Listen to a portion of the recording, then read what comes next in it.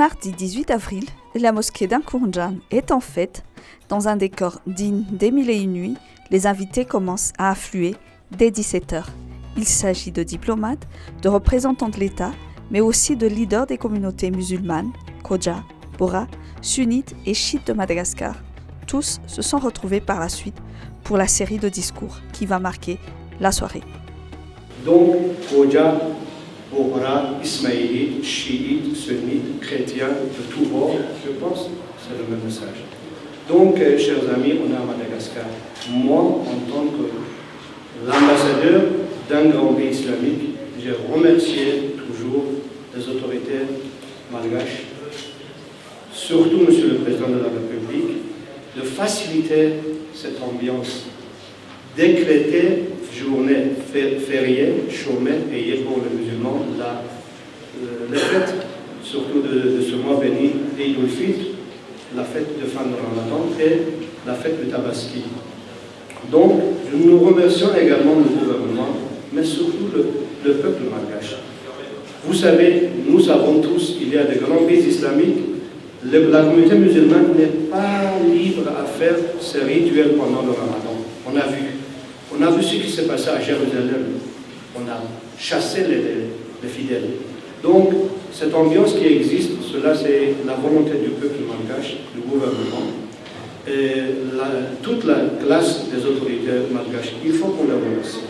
La Constitution malgache, en son article 10, garantit la liberté de religion, laquelle liberté ne peut être limitée que par le respect des libertés et droits d'autrui et par l'impératif, bien sûr, de sauvegarde de l'ordre public, de la dignité nationale et de la sécurité de l'État.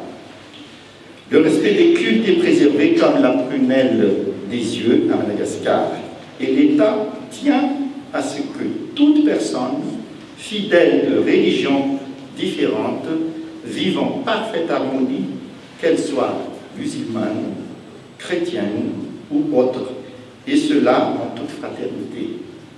Une fraternité humaine, ou plus précisément le lien de fraternité entre les gens, qui est aussi l'un des éléments fondamentaux de l'islam.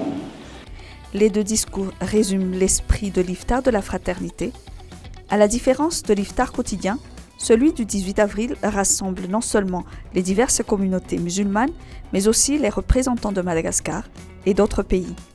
Dikany iftary yani fanapahana fifehezana aorinany fifehezana donc rehefa tonga maty masoandro zany de tsy mety misakafo le sakafo hoanina io zany le atao hoe iftar. Mahasamihafa anazy sy ny iftar atao sanandro satria sanandro samy manao ny iftarinazy amin'ny tranony fa androany natao hoe ho an'ny rehetra fitambarana ny olo rehetra na musulman na tsy musulman na avy amin'ny fanjakana na identité maro zany mitambatra amin'ny iftary androany, iftary de la fraternité zany. Comme l'iftar est avant tout un repas, après la prière, les convives ont rejoint la salle à manger commune de la mosquée pour partager de délicieux plats indiens constitués principalement du traditionnel biryani. Il s'agit d'une manière de cuisiner le riz indien basmati avec du poulet et assaisonné de diverses épices.